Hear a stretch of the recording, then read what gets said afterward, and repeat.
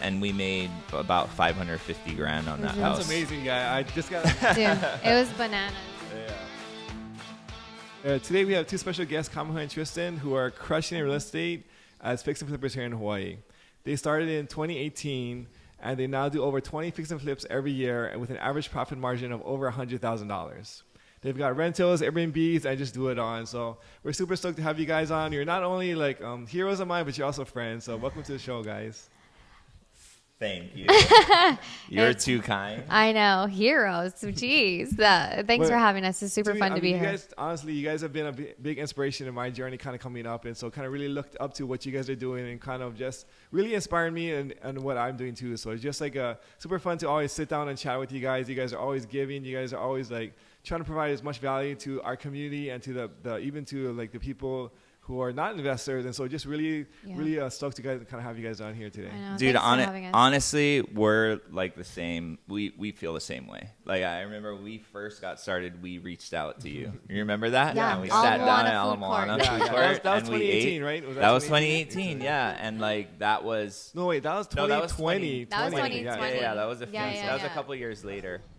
I think one of the things that's cool is like seeing how quickly you guys gone from zero real estate experience to like where you guys are now as far as flipping 20 plus homes. You got rentals, Airbnbs. There's just so much you guys have accomplished in that short period of time. What were you doing before real estate, and how did you kind of just get started? Yeah. You want to go first? You can go first. Yeah, so before real estate, I've always been entrepreneurial. Okay.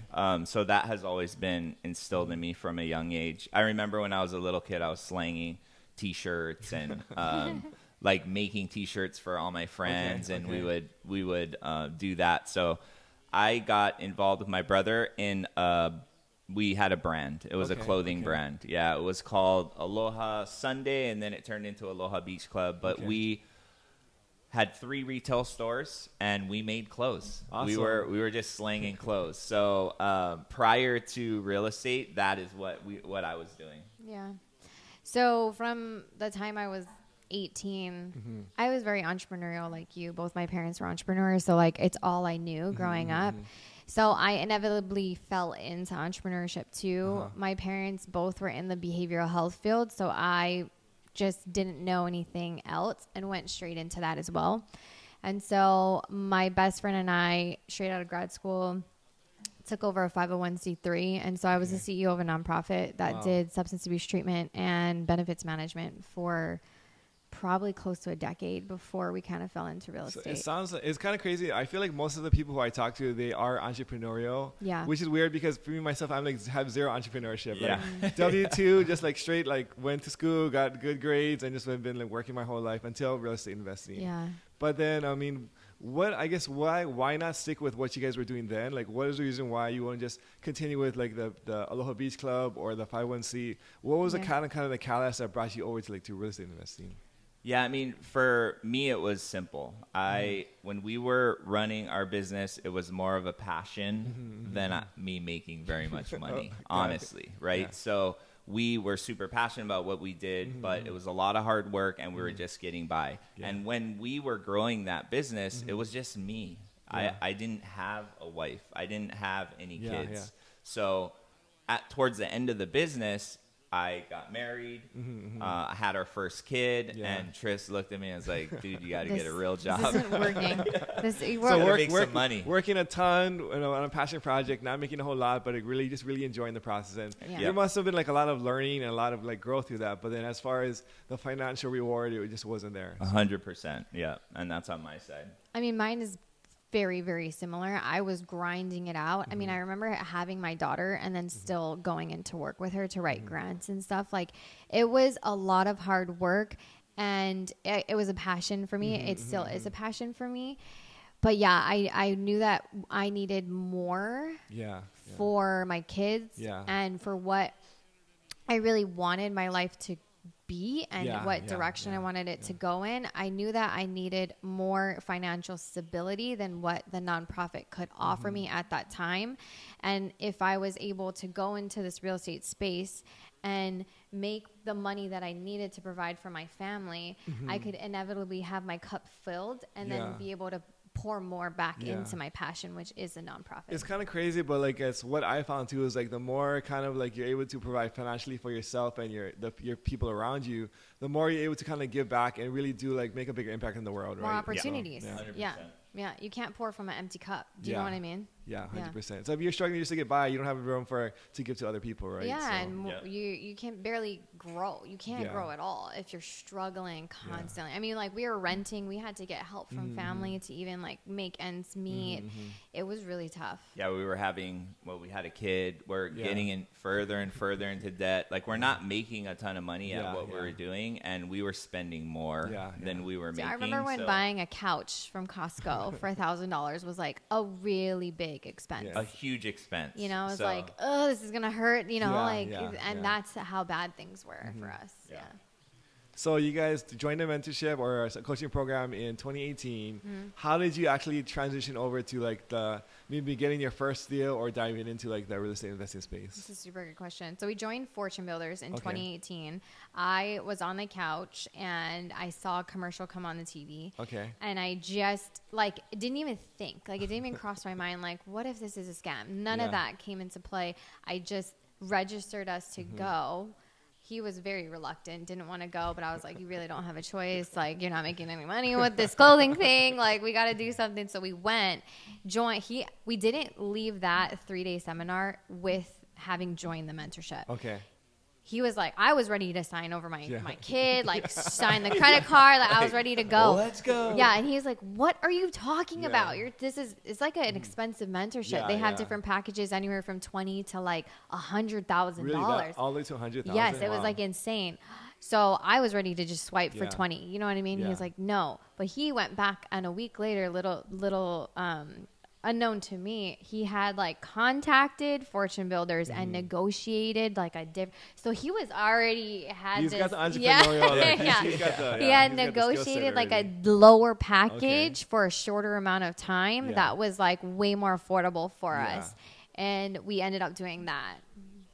It was, dude, I still remember when she told me let's go to this seminar thing. I was like, buying houses in Hawaii with none of your own money. This sounds like a scam. This is such a scam, you know. But she was so adamant about it, and I was like, okay, let's go. Like, we'll go do it. Obviously, what I'm doing now isn't working. I had already come to terms with the fact that the shops weren't going to provide for our family. We're going to close those down. So what's the next step? Somewhere over the weekend, something switched in my brain. While you're at the event. I was at the event, but I was still fighting it. Like that's how strong. That's how strongly I didn't believe in what was happening. Like things were making sense to me, and what's crazy is Courtney spoke at that first Fortune Builders. And what's her name? Angela. And Angela Gray. Yeah. Because they're locally here in Hawaii. They were locally here in Hawaii. And they were doing it. That's what like triggered something in me. I'm like, hey, this guy's a local guy. He's doing it here. Maybe there's a chance. I told her we're not going to commit to it there. But I like both of you guys, right? So like one guy is like pushing and fighting for it, right? And like you're the passion, but then this guy is like that. It's always a yin and the yang, right? Yes, 100%. He's like, let's take a step back, make sure we make a good decision, think it through, 100%. So if he didn't have you, he wouldn't have gotten in the first place. If you didn't have him, you might have made some other decisions that might have been bad too, right? 100%. So it's like a good, like balance you guys have with each other. So like, what was the time frame from when you signed up to when you were doing this and kind of like actually landing your first deal? That's a good question. I think we signed up.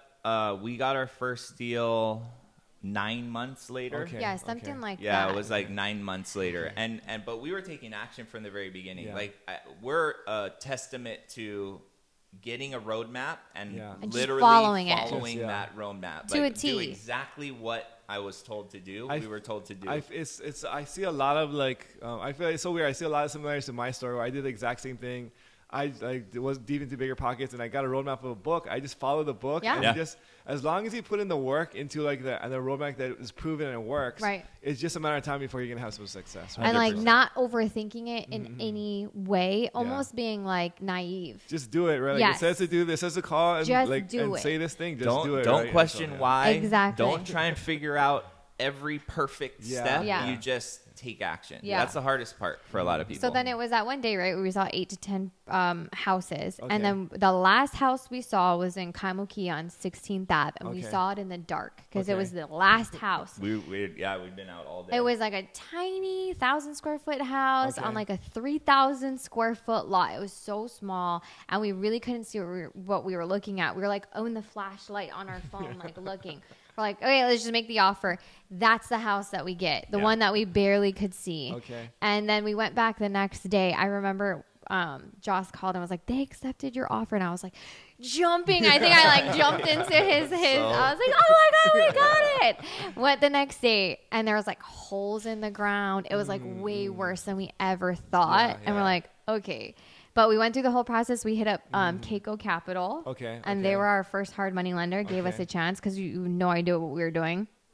And then we signed the closing docs and looked at the mortgage, and he's reading through it. And he's like, we have to pay a interest only payment every month. We have a mortgage payment. That's how naive we were, and we were we like didn't just know. going. I didn't Yeah, even yeah. know that we had to pay a monthly mortgage payment. Okay. I thought that we You got- ballooned it at the end. Yeah. Yeah, we got the hard money. We did the project, and we paid everything off I at see, the I end. see, I see. Yeah. And so that night after we signed closing docs was looking at a $5,100 payment a month, Yeah, and I was like, that's no joke. I right there. how are we gonna do we were this? deer You in know what I headlights. mean? We could barely pay our like Yeah. $2,300 a month rent. Yeah, You know what yeah, I mean? yeah. So I was like, I'm like, I'm still not optimistic. Yeah, yeah. We're gonna figure it out. Like it doesn't matter. So I mean, we ended up getting private lenders through Okay. friends and family. Okay. My brother and my best friend were our first private money Okay, lenders. So okay. that helped, with the down payment and interest only payments and all of that. And Yeah. we just took Put off. a ton of stuff on credit cards. Oh, yeah. We did whatever it took. Yeah, we learned a lot on that first house. So at the end of that project, Yep. was it? Do you guys end up making any money? No. No. We made no money because we hit the market. We went to market after, I think it was like 6 months of renovation. Went to Okay. market. COVID happened. Okay. yeah. So Like- right in that dip, it was like when Dude, you guys yeah. right when Hawaii, Right when Hawaii shut, shut down. down. Was that in March of 2020? Yes. March of 2020. So funny. I started my journey in March of 2020. We had a deal on the table that got taken off because it was like this exact Because same of thing. that time. It was like the day. It was like the day of whatever. Like everything, Everything the world froze. shut down. Yeah, right? the So- world all the shut funding down. stopped. Yeah. Everything stopped. Like everyone thought the real estate market was going to crash, and Yeah. we had just gone on market with our So first it's deal. it's crazy. I mean, like you're kind of starting out, and then the worst, craziest thing that you can never predict, like it happens, right? And so Yeah. now you guys are stuck with this property that's worth way less than you anticipated because of things out of your control. Yeah. Yep. What's going through your head? Like, what's your Dude, like, that point? we had the blinders on, right? Because we were taught you buy, renovate, and you sell. Okay. You sell, you sell, you Okay, sell. okay. And so I didn't know that we probably should have refied it. Do you know what I mean? And like maybe kept some money in the deal or whatever and just rented it out until things subsided. But we just stayed on market. We initially went to market at $975, which is totally what it was worth. Yeah, yeah. And that was the saving grace because one thing that Fortune Builders did really well is they taught you how to underwrite deals really well. Yeah. I got So you. we bought the deal right. Yeah, yeah. So we didn't end up losing any money, but we didn't make any either. Yeah, I think yeah. we broke like legit even. Broke Okay. even. Or maybe yeah. made like $50. Do We- you know what I mean? Like Yeah, nothing. yeah. We ended up selling at $915. I'm trying to think back to that time. She did though. price reduction after price Yeah, reduction. She yeah. was doing virtual showings Tours, because yeah. like Do people whatever weren't. it took to kind of To get get it. it Yeah, sold. every single weekend, and it was probably the most stressful 6 months of our entire life. We're like, why did we even do this? Yeah, you know what you I guys mean? were kind of Yeah. a little regretting like your Yeah. decision See, to kind of sign up. Yeah. I think a little bit, but at the same time, while we were in that first project, we bought our second project. Okay. Yeah. So like we were 1,000% committed. Got you. Yeah, yeah, And I yeah. think There was we no were going back. very confident in that we bought that deal right, and we knew, dude. I've always been a firm believer of take consistent action, educated consistent Yeah, action, yeah, yeah. and keep going and Yeah. perseverance. And if you're doing that and you have that mindset, then things will work out for you. Yeah, yeah. You know what I mean? It's just a matter of time, right? You can't lose if you don't quit, right? Yeah. Exactly, that's so exactly. true. And so as much as it was scary, I Yeah, think yeah. deep down I was like, we're gonna. You see, this works, and then of course you're in like a little tight spot because like the world shut down. But at the end of the day, the fact that you guys didn't lose money is also a huge win too. And we're also super naive because we didn't annualize interest to our lenders. We just paid them, so we probably would have made a little bit more, but we were like, here, 10%, here you go, a straight 10%. Our lenders were happy. They lent on the next deal. But that was proof though, right? Yeah, that we could buy deals. Now we had experience with hard money. We had experience with private money. We didn't lose anybody's money. We've done a renovation. So we had proof of concept. Got it. Didn't go according to plan in any way. But we're like, we can only improve from here. Because we got kicked in the face. You know what I mean? And learned all the lessons on the first deal. I always go back and I'm like, dude, if the first deal went super smooth and we made over $100,000 and it was like easy, eventually you're gonna come across it's gonna come. I'm glad it happened in the beginning. We got better very quickly and we got our master's degree on the first deal. Amazing.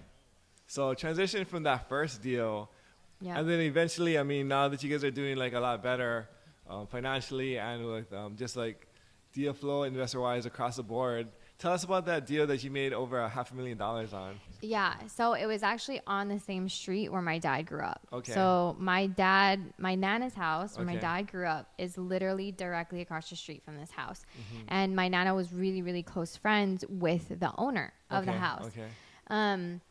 He had passed away and his brother inherited the home. His brother lives in Chicago. And so my Nana, when she was alive, we would like start planting the seeds. Like, hey, can you reach out to that guy? Like connect me to him, if he's interested in selling. I wrote him a handwritten letter after my Nana like made this introduction, and he got the letter and he called me. And I remember standing in the bedroom like, oh my God, he's calling me, babe. She told me, and I was over there listening to her. Answer it. And I was like, okay. So I was like, yes, I'm Burl's granddaughter.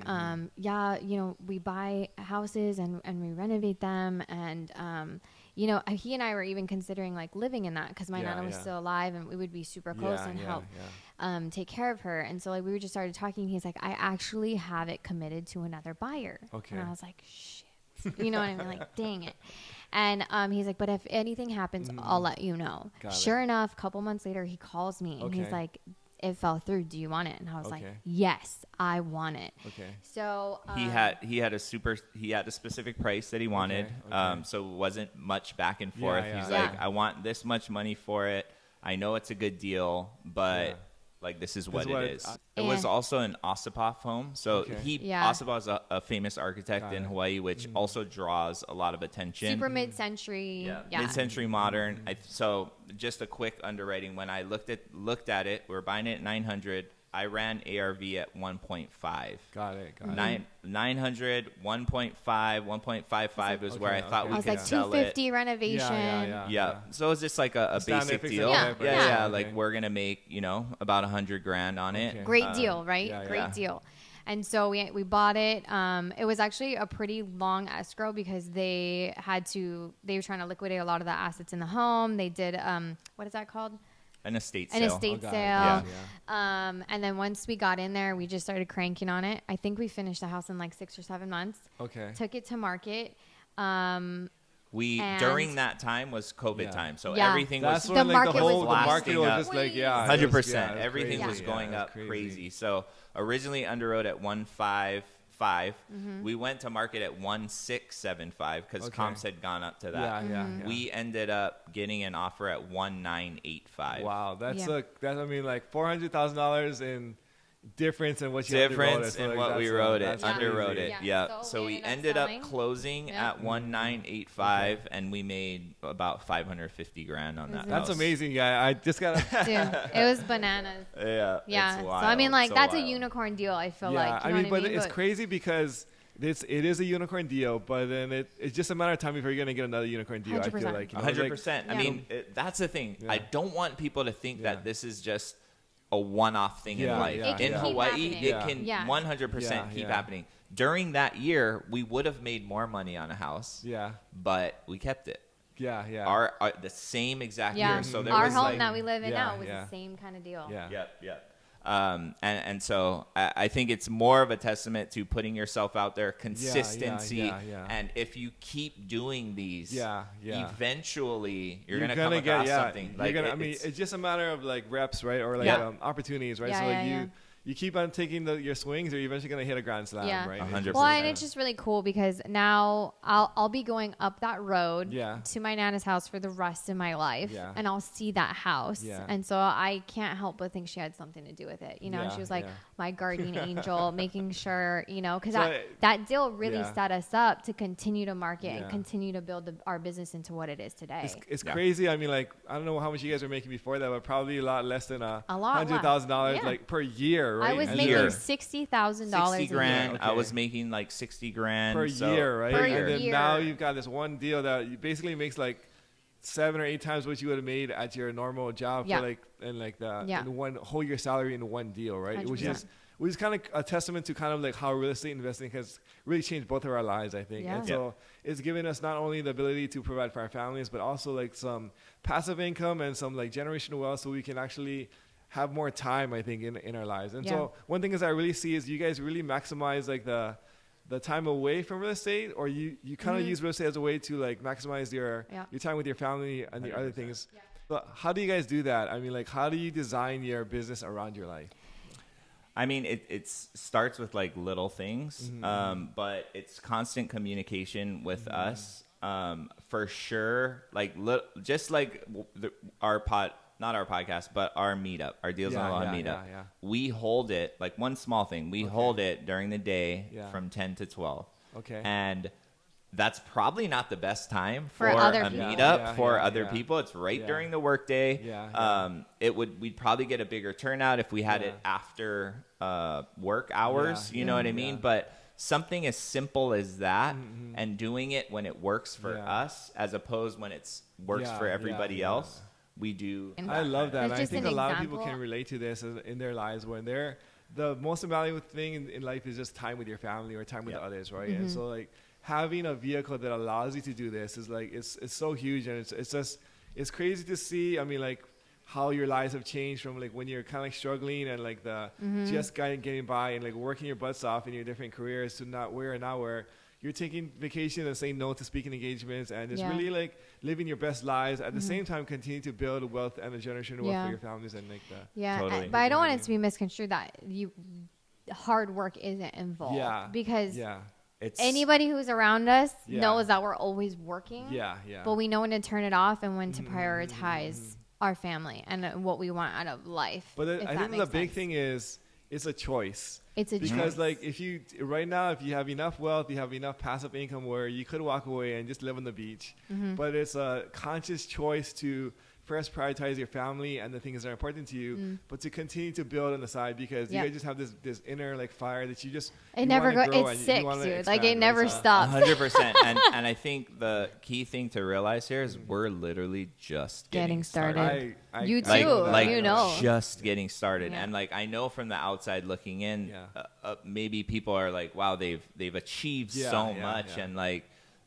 For us, it's just the opposite. It's I got chills hearing that you guys say just that. Like, you know what I mean? Like it's just the beginning. So like I don't want people to also get misconstrued like how big our goals are and where we're going right now. We're just doing it with the things that matter most to us in the forefront. Right? And so don't think you can't have both. I think a lot of times people think that they can't have both. They can't have the unreal time with their family and the deep passionate relationship with people and like growing this massive empire. You can do it. 100%.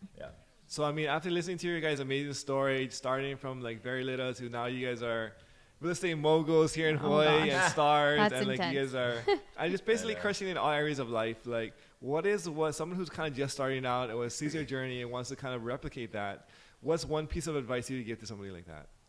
Honestly, I would say you have that passion inside of you. There's something inside of you for a reason. Stop denying it. Okay. And once you embrace that, take action.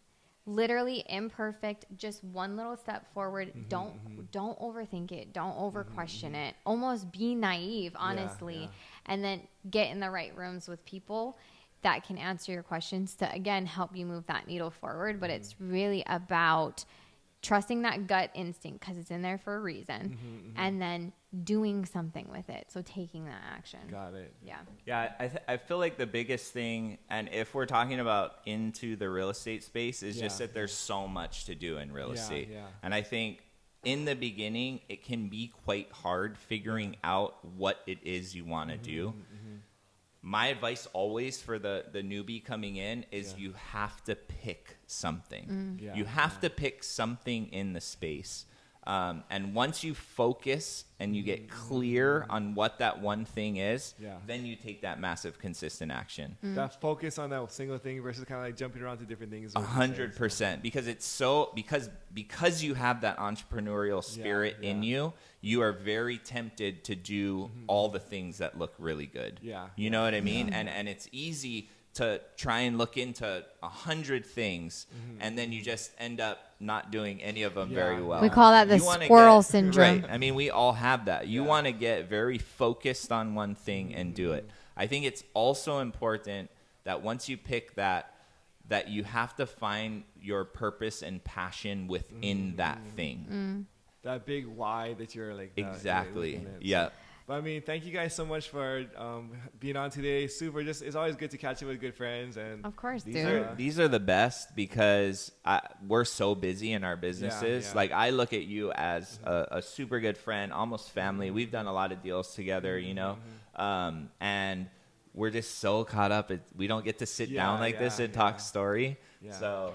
I mean, I see all the stuff that you're doing too, and it's super admirable, because you're out there speaking, you're out there doing a bunch of bigger deals, like you're doing a lot of stuff, and I think it's really, really cool. I think that's what's also cool, right? Because we get to inspire each other. I feel like that's the biggest inspired thing. by you guys, and so I mean, there's a bunch of guys in our space who I get to see and be inspired by it. So it's just really fun to be around, like the energy of just it's people who are this building energy. and growing things It's together, cool. You know, so. Thanks for having us. Well, where can people find you if they want to reach out to you? It's at Kamohai and Tristyn on Instagram, TikTok, Facebook, all the things. YouTube, subscribe to our YouTube channel. Yes.